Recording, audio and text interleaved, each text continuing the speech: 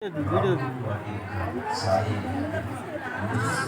క్రీస్తులో ఉన్నదని అవి క్రీస్తులో నెరవేరినవని అపోస్తలుడైన పౌలు కొలస్సీ పత్రిక 2వ అధ్యాయం 16 నుండి 17 వచనములలో రాశారు.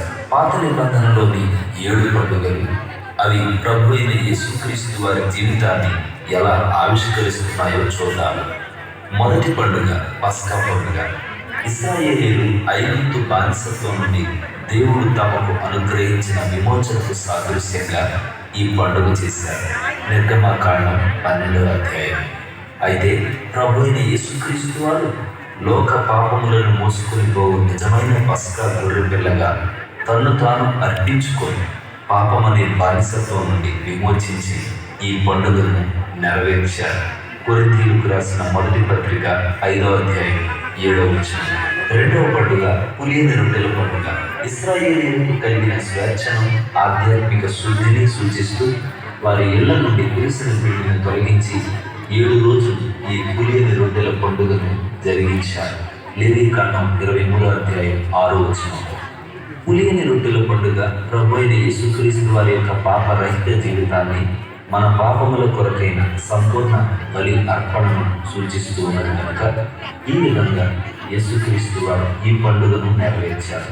యోహాను సువార్త 6వ అధ్యాయం 47 నుండి 51 వచనం. మూడవ పండుగ ప్రథమ ఫలముల పండుగ.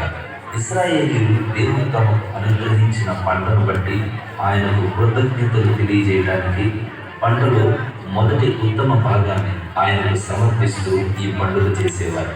లేవీకాండం 23వ అధ్యాయం 9 నుండి 14 వచనాలు. ఈ పండుగ నీతిమంతులలో ప్రథమ ఫలముగా పునరుద్ధానం పొందిన యేసుక్రీస్తు వారిని సూచిస్తుంది. అపోస్తలుడైన పౌలు కొరింథీయులకు రాసిన మొదటి పత్రిక 15వ అధ్యాయం 20వ వచనంలో నిద్రించిన వారిలో మృతులలో నుండి లేపబడిన ప్రథమ ఫలము క్రీస్తు అని స్పష్టం చేశారు. 4వ పండుగ పెంతెకోస్తు పండుగ. ఈ పండుగ రోజు గోధుమ రొట్టెలను ఇశ్రాయేలీయులు అల్లాడించు అర్పణంగా అర్పించారు. లేవీకాండం 23వ అధ్యాయం 15 నుండి 22 వచనాలు. ప్రభు అయిన యేసుక్రీస్తు వారు వాగ్దానం చేసిన రీతిగానే పరిశుద్ధాత్మ కొమ్మరిపుతో సంఘముపై అల్లాడిన పరిశుద్ధాత్మ ద్వారా గొప్ప ఆత్మల సంపాదనతో సంఘ స్థాపనతో ఈ పండుగ కూడా నెరవేరింది. అపోస్తలుల కార్యములు మొదటి 2 అధ్యాయములు. ఈ విధంగా మొదటి 4 పండుగలు యేసుక్రీస్తు వారి మొదటి రాకడలో నెరవేరాయి. ఈ పండుగలలో ఆయన యాజకుని పాత్రలోను, శ్రమించే సేవకుని పాత్రలోనూ చూడగాలి. ఇకపై చూడబోయే 3 పండుగలు క్రీస్తు ప్రభు వారి ఆగమన కాలంలో నెరవేరబోతున్నాయి. ఇందులో ఆయనను రాబోచున్న రాజుగా చూడబోతున్నాం. 5వ పండుగ బూరల పండుగ. ఇశ్రాయేలీయులు పరిశుద్ధ సమాజంగా కూడి యెహోవాకు హోమము చేస్తూ బూరల పండుగ చేశారు. లేవీకాండం 23వ అధ్యాయం 23 నుండి 25 వచనములు. ఆయన ఆగమన సమయంలో తన యందు విశ్వసించిన వారందరినీ పరిశుద్ధ సమాజంగా సమకూర్చడం ద్వారా ప్రభు అయిన యేసుక్రీస్తు వారిలో ఈ పండుగ కూడా నెరవేరబోతుంది. తెస్సలోనికైయులకు రాసిన మొదటి పత్రిక 4వ అధ్యాయం 16వ వచనం.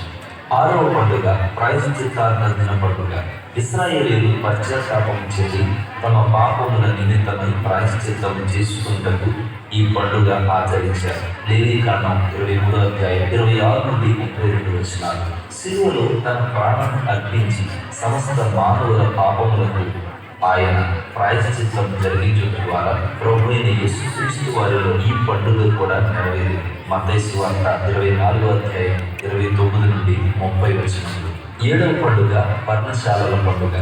ప్రభువు ఐగుప్తు దేశం నుండి ఇశ్రాయేలీయులను రప్పించినప్పుడు వారిని పర్ణశాలల్లో నివసింపజేసిన సంగతి వారు జ్ఞప్తికి తెచ్చుకున్నట్లు ఇశ్రాయేలీయులు ఈ పండుగ చేశారు. లేవీకాండం 23వ అధ్యాయం 33 నుండి 44 వచనాలు. భూమిపై ప్రభు అయిన యేసుక్రీస్తు వారి 1000 ఏళ్ల పరిపాలనలో ఈ పండుగ కూడా నెరవేరబోతుంది. ప్రకటన గ్రంథం 20వ అధ్యాయం 1 నుండి 6 వచనాలు.